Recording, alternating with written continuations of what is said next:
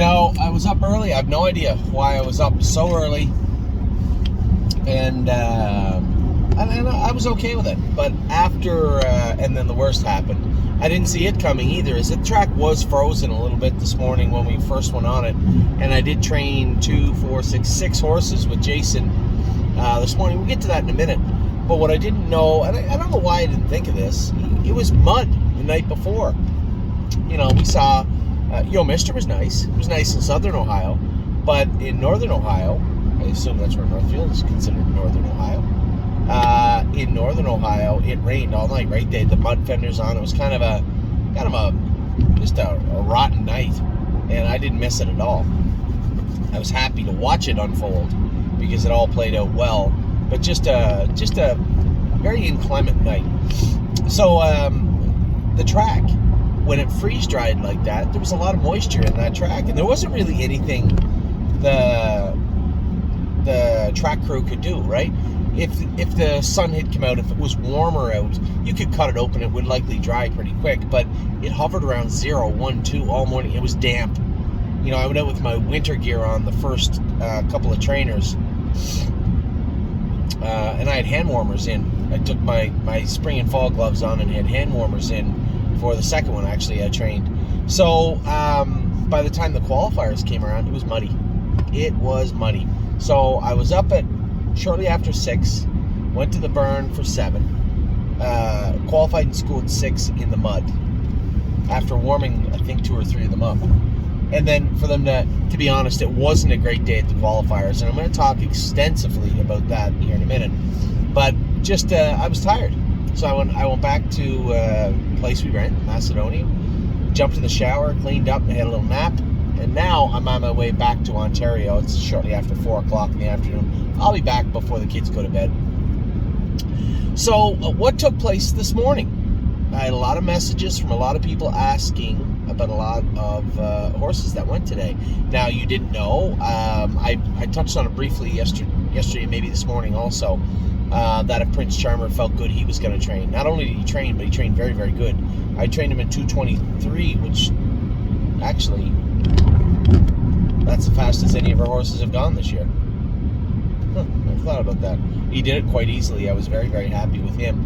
It was funny, too, because when I came in, I talked to Sarah. Sarah takes care of him, the caretaker. She loves him. And I said, we're going to put higher trotting boots on this guy. It looks like he's going to touch that right jack up high when he's trotting the way he is. Trotting good. Very happy with him, but we're going to have to cover that up. And I looked down, there was one mark right on it. You could see it plain as day, just a hair above the boot. It didn't bother him. The horse did his work very well, but it was pretty clear that you could see where he would almost touch up onto, and he did in fact do it today. So no bruising or cut or anything like that. It was just evidence. It was there. You could see it. And then I did go with Southwind Digit, won a nice mile in 26 with her. Put the hobbles on her today. As I said yesterday, when we bought her, it just seemed like she was one of those horses that was going to be a slow roller, a slow progressor. And after the way she made the breakout, watch the video, it was an unforced error. There was no need of that. And I just trained her today, put the hobbles on her, trained her. She trained very, very good. And I think with the hobbles on now, she's going to come forward. I could feel her getting stronger as the mile went on. And she only had them on this morning. So hobbles never touched her legs before this morning. So I think she'll transition quite well to them. Now we train 4 horses at a mile and a half. And Jason's been telling me how good Tactical Mounds, and not so much What a Mission was kind of just an even Steven flyer for right now, but how good Landing Strip and Smoking Hot Irish Girl were. We went a mile and a half. Smoking Hot Irish Girl, I felt over on the left shaft a little bit. Probably going to need to do a little vet work on her before we put her in the race bike next week. Tactical Mounds was very, very strong. Very happy with her. Jason Merriman went with her, and Eric went with What a Mission. He was very good also. Now, Landing Strip made a break around the last turn, and Jason said, I might need that roller burr on him from last year. And I said, his knees bothered him quite a bit last year. Might need a little maintenance is what he might need also. I noticed a lot of the horses got shod recently, very recently. Who was the horse yesterday? It was like the day before. You could tell the shoe was like brand new. They actually trained well, but the 3-year-olds, and that played a role in the qualifiers today too. Not quite as easy just to chop all the toes off them and away you go. It's not that easy when you're going with them. Leaps and Bounds, I can tell you, played a major role. I trained Leaps and Bounds in 2-1 last week, but she still all the winter cork on. And I had left word with Enos, our blacksmith, hey, you got to get this filly shot, and I guess he did, but it was Tuesday morning, Monday or Tuesday morning, I believe, is what Cindy told me. And I've seen this before with Leaps and Bounds. Her feet get a little sore. She gets a little tentative in the turns, whereas when I trained her the last 3 weeks, she would just blast right through the turns, which was impressive. She didn't do that today. Left out of there, I almost lost her. I knew the other crappy thing was she was in with a bunch of aged horses. So I know they're going to go in about 57. She's only ready to go in 2 minutes, 59. That's all she's ready to go. So I tried to keep her back off away from the front end. But yet still on a helmet, and it became, the further we went, between being a little soft, let's say, in the turns and the speed up front. It was really hard to keep her on a helmet. She ended up, and as I told Jason after, I said, this is a nice filly, but if you put her in with horses that will beat her, she'll look quite inferior. She's done that her whole life, and listen, lots of horses are like that, but if you put her in where she can do some damage, she'll look like a really nice filly, and that is how she trained down. And that is how she was last year, right? Have to keep her healthy also. Now, we scoped all the horses today. They all scoped good. Actually, one had a slight issue. A couple of them did, I guess. There was a speck of blood in Coupe de Ville, so we're going to put her on Lasix because, as Jason put it, and he was right, it's almost April 1st. We can treat her and we can work on her, but is it logical to believe that she's going to make it through her whole 3-year-old season without needing to go on Lasix? And would it make more sense to do it right now? 100% right. So we put her on Lasix. Oh my gosh, bled today in the schooler, which was weird. He didn't bleed last week.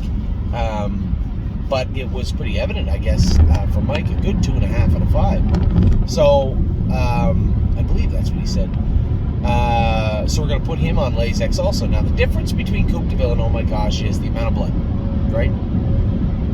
I'm going to think about it the whole way home. I'm going to think about it tonight. I'll probably talk to Jason a little bit more about it later on my ride home. But it makes more sense. If I'm not mistaken, Columbus fits that class once more. And we were hoping they would at least split the maiden. 3 ways would be awesome. If they split it 2 ways, obviously Chris can drive Columbus State. I'll tell you about the conversation I had with Chris in a minute about Columbus. Chris would drive Columbus, I would drive whatever one get in with him, and then the other horse would get in the other division. Now, with this bleeding, we can put Oh My Gosh on Lasix, but it may make more sense to wait. I know nobody wants to wait, but I can tell you what you don't want to do. We don't want to put him in to go and have him get run over. That's what we really, really don't want to do. So what's best for him is most definitely best for us, especially in this case. So I'll talk to Jason a little bit more, and I'll talk to Dr. Natessa a little bit about it. But it sounded to me like Coupe de Ville wasn't going to be a big deal because there was just a few flecks. You could see it, that there was a little bit there where there was quite a bit more for Oh My Gosh. So the obvious question, I guess, from a lot of people, why? Well, we went with 6 today. We went with a bunch of horses in the race bike this week, between the 6 going behind the gate today and the ones we trained in the race bike yesterday, were somewhere around 9, 10, 11 horses, and the only ones that showed any blood was Coupe and Oh My Gosh. So it's not like there's this onslaught of bleeding issues in the burn. It's not the case at all. So Coupe was awesome, went on Lasix, and Oh My Gosh, he trained good. He went a mile and 2-3 and a bit in the mud. He's going to go on Lasix too. Now, let's rewind, start from the start. Talked about Prince Charmer, talked about Digit. First one, Smoking Hot Irish Girl, scoped good. I do want the vet to go over her. Probably a little tiny bit of maintenance needed with her. And does she need the hobbles? Now, she made a break on me today. Jason said she's been absolutely fluid and flawless since bringing her back in. So it's a necessity to get the hobbles on her today. I don't know. I think I'm going to ponder that one also and talk to him a little bit more. I went with Smoking Hot Irish Girl today. I know she's a little quirky to begin with, and I think I see her a lot the same this year as last year, which isn't a bad thing. A lot more intelligent in the hole. I was able to follow very, very closely in the 2-hole with her, which before you could, with the hobbles on, you could get her close, but you would think if she got jostled a little bit in the mile with no hobbles on, would she make a break? I'm confident in saying that's probably not the case. But I do want to, I would suspect maybe her stifle or lower hawk or something, or just being a trotter, would be the culprit for her being over on the left shaft, and it's not really a big deal at all. She'll go on the race bike next week. I'll go a mile in 2.5 and 2.5 or 2.6, and then we'll judge her and these other 3 horses after that. Landing strip, I'm almost certain it's just a minor maintenance thing with him. He probably will need the hobbles, although to be fair to the horse and Jason, I haven't gone with him without the hobbles on, so I can't really say, oh, no. The break today surprised Jason. So if the horse has been training down for 2.5, 3 months, and this is the only blemish on his unofficial record, so to speak, it would be unfair of me just to jump to conclusion and say, no, get the hobbles on him. We'll see. If he needs him, he needs him. If he doesn't, he doesn't. In fact, it may be more wise just to train him without them next week and see how I feel. About him without the hobbles on. And Len, Tactical Mounds, I don't think she's going to need the hobbles, although we tried to qualify her, I think, at the start last year without the hobbles on. She didn't really need them training down, and she looked to me like she was very, very, very strong. I was really happy, not surprised, but excited, because I got high hopes for Tactical Mounds. I think she's a really nice type of filly. And then What a Mission, I think he did his work well. He always kind of, just one of those horses, he's quiet, he's always the last one we talk about. That's not because he's a bad horse. Maybe it's because his name starts with W and he's always the last one on our list. I have no idea. All I know is that he's just one of those horses that fly under the radar, and he's going to be ready. I would say we can train him whenever we wanted next week, and there wouldn't be a problem there. Now we went to the qualifiers. We schooled Swinging Senorita in 59 2 weeks ago. It was 2 weeks ago. And you'll understand, we talked about this a couple of times with horses. Schooled her in 59. Okay. Jason trained her again, trained her back last Wednesday and said, yeah, she wasn't as good. He said she was a little pacey, out of gear, which she's done before. Wasn't as good. So I haven't gone with Swinging Senorita yet, I don't believe. I warmed her up today and I felt it. She just wasn't on the top of her game. That feeling to me maybe is that she was a little stretched out. Right? First real strong training of the year was at Schooler, and maybe she was just a little stretched out from it. You heard me talk about this with Austral Hanover and a number of other horses. When you go to stretch them a little bit in that, we see it a lot with the 1.5 miles. We see it a lot with those 1.5 miles, but obviously going a strong mile like that would be the same thing. So when Jason had said to me she didn't train as good the next week, it was very, very similar to me talking to you about Austral Hanover, how he trained awesome, and then the next week wasn't quite as good, but then he came back like gangbusters. He was twice as strong the week after. And then you guys saw his mile on the race bike the other day, the horse was just vicious. So Swinging Senorita, I felt, after I warmed her up, I said to him, I think you're right. I think I know what's going on here. Now, the vet checked her over, couldn't find anything. We drew blood on her. The AST was fine. There was no issues there. There was no concerns with her feet at all.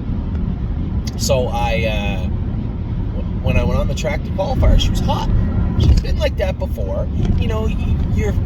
The way you remember horses sometimes is not completely accurate, right? You remember how you believe a horse was, but if you go back and maybe even watch some of the videos from last year, Swinging Senorita trained down with a snake cord on. I know Jason had a mini bit. I told him I despise mini bits, hate them. And she trained down with a mini bit. It's just personal preference. I just don't like them. I mean, I think if I'm going to go through the trouble of putting a mini bit on, I'd rather just put a snake cord on. That's just me. Raced her all year with that. She raced with a mini bit on, I believed, all summer long, and she could get a little rowdy sometimes. The thing with Swinging Senior is a little thin through here. She was it was very easy to shut her air off. You had to be very careful with her. When you made front, you could go a second quarter in 38 seconds, but if you drove her into a hole and really got her, got fighting with her, it didn't take a lot, nor would it take a lot for her to just shut her air a little bit, right? We're getting to the quarter pole, and I know she wanted to get at them today, but I wanted to qualify her twice, and I didn't want to go much with her today. Where I went was perfect. How we did it was not. I got away in the 4-hole, and I could see her. She was pacey up to the quarter pole. And in fact, right up to the line where I thought she could pace. She had, trading down a couple of times. More than a couple of times. But she stayed at it, and I kept her up close. I didn't move her. And I could tell the way that Elliot Deaton in front of me, the driver, sharp horseman himself, I could see the way he kind of looked over his shoulder that something was up. And I knew. That look, combined with how pacey she was, because usually trotters, especially, if you shut their air off, they will pace. First thing they'll do is, a lot of them will pace, or make a break. And the way she kind of got that unfamiliar feeling I felt with her was her getting a little pacey, and I was almost certain after seeing him glance over his shoulder, I knew exactly what was going on. So I kept her, tried to keep her back a little bit. Down the back stretch, I put her in gear, and I knew she was a winner for sure. But the way she did it was a little concerned. So we're pulling up, and I just cinched her up. I could have went a mile in 58. It might have been able to go in 57, and I just moved her, but I didn't want to. I just cinched her up under the wire. We're pulling up, and Elliot Deaton looked at me and he goes, your horse there was making a little noise going to the quarter. I said, yeah. I figured as much. He said, yeah, we'll take care of that. So he scoped her, no blood, found with swinging Senorita. Now, Mike, a couple of times later in the year last year, there was a few trickles of blood found with swinging Senorita. We didn't put her on Lasix, didn't want to. We felt we can mitigate it. And it's not really something you do, it's just go out and put all the 2-year-olds on Lasix. No. So we didn't. There was no flecks of blood found, no blood found in her. But Mike said just to cool her down and quiet her off, it might be worth maybe looking into schooling her with it or training her with it just to see if she's better. And I'm going to disagree in this regard. I don't care about the Lasix. It means nothing to me. Lasix, no Lasix. I just assume at some point maybe a lot of them will need it. So that really doesn't bother me. But what I said to Mike was, I believe that hotness, and when he scoped her, he found a tiny little ulcer on her palate, which I told Jason, I said, I bet you're going to see an ulcer on her palate.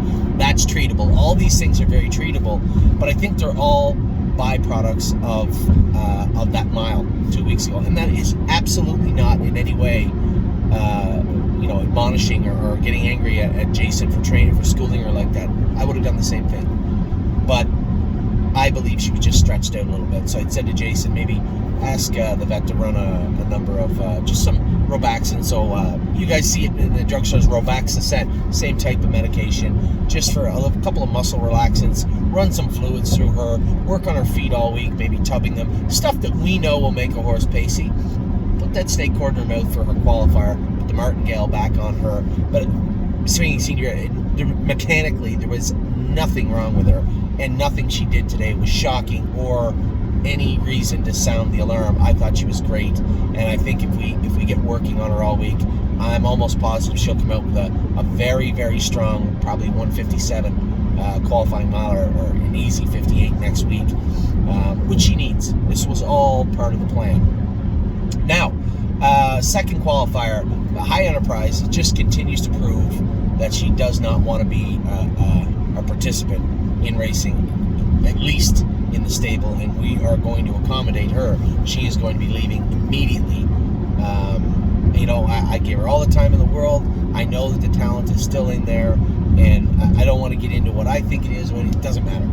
I think ultimately she doesn't want to be a racehorse right now, at least. She can go pretend to be a racehorse somewhere else. And I don't want to, go on and on about that. We've talked about this since last year, since last July. We've talked about this in the same way. I just don't feel that spark. She just feels like she is constantly throughout the mile looking for a way out. I'm going to give her one. Hit the road. Coupe de Ville. I thought, to be fair, the best trainer / qualifier of the entire day was Coupe de Ville. I was very, very impressed with her. I thought, Jason feels a little bit of pressure too. Jason Merriman, he's going with the horse. He works for me, works for us.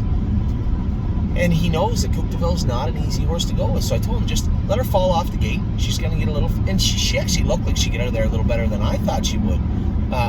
Sit her in, whenever you move her, she'll come forward in a big way, and she was great. That mile, the time itself, the way she did it, everything was perfect. So I was very happy with her, as he was, and I was very happy with the way he did it.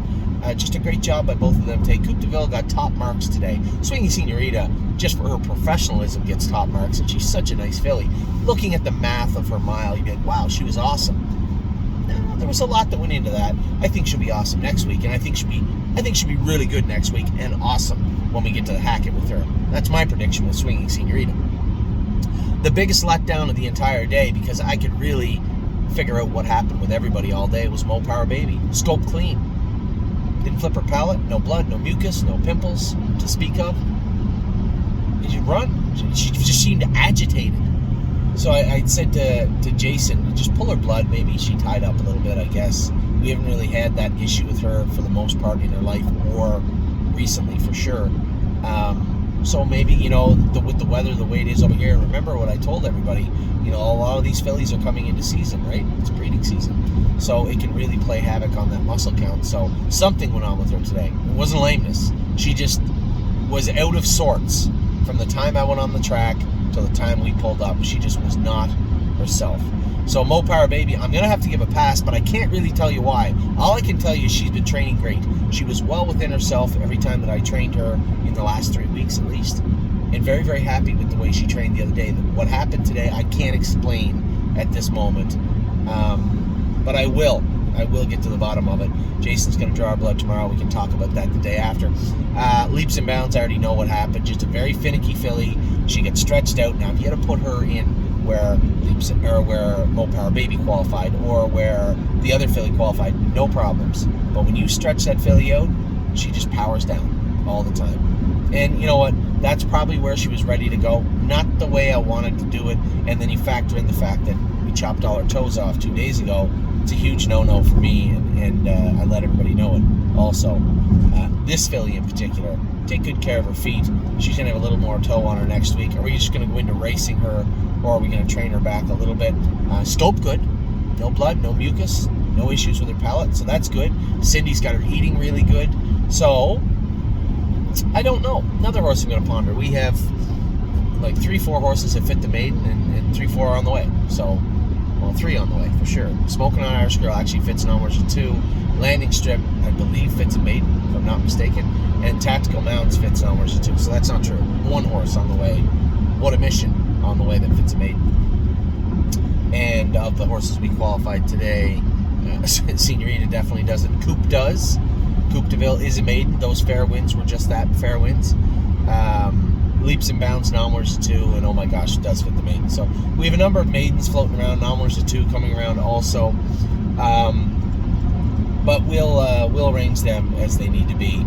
I guess my only surprise of the day, the qualifiers were kind of ho-hum. As I said, Coupe de Ville was top billing.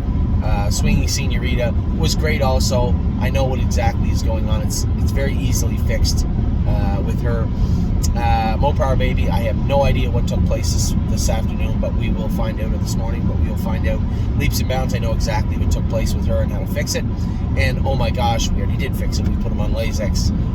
And tinker a tiny bit with the shoeing, but I don't think it's a shoeing. I think we just need to work on him. He is what he is, especially after watching Columbus. If you had asked me of all the horses, who's leaving, Full Heart would be an obvious candidate, High Enterprise, but shortly just behind them would be Columbus. And quite the opposite. I spoke to Chris Lems this morning about Columbus, and he said, Anthony, he was good. He's going to make a nice Buckeye colt. Glad he didn't say Sire Stake colt, because we didn't pay him in the Sire Stakes, but Buckeye colt is great. The horse looked good. He looked good. Left out of the 8-hole. The one thing I said about him in the videos was he didn't let go. Say what you want about Columbus. They collared him, or they appeared that they could have collared him at the 3/4 pole. He drove away, won by a widening margin, 4 or 5 lengths, or whatever. He won by 3, 4, 5, whatever. Earplugs in. So who knows? You just never know. That's why we love this game so much, is you can never, ever know. And it's upsetting when we wait all the time and then see a Full Heart or see a High Enterprise. But every so often you're going to see a Columbus, and I think there might be a pretty decent story lingering in there somewhere, I suppose.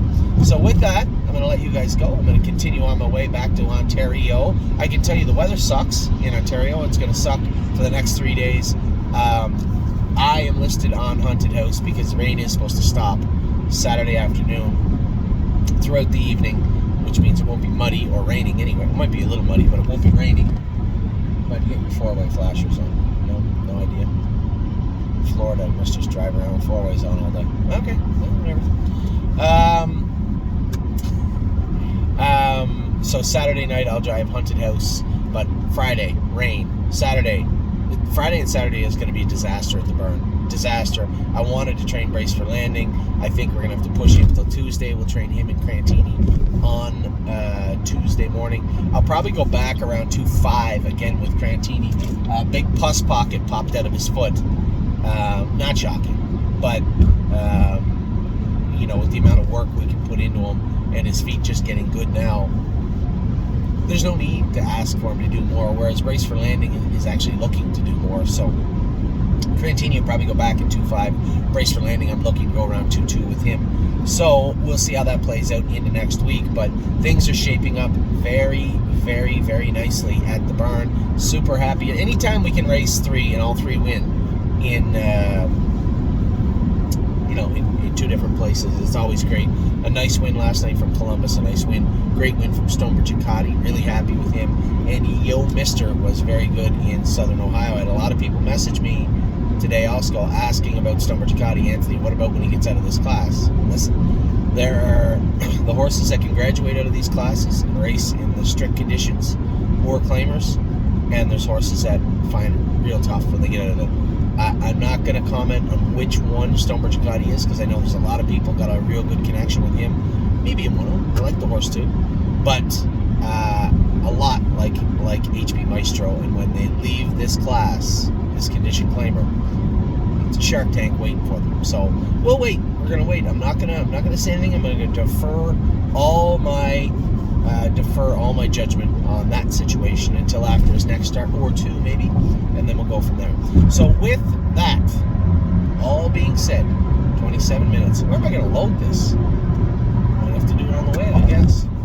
Anyway, I'm on my way back. I hope you guys had a good day. It's going to be a damp rest of the week, but you know what? Summer is coming, and the week we've had training the babies, training those horses in the race bike, not as much today, but still, those horses are on their way too.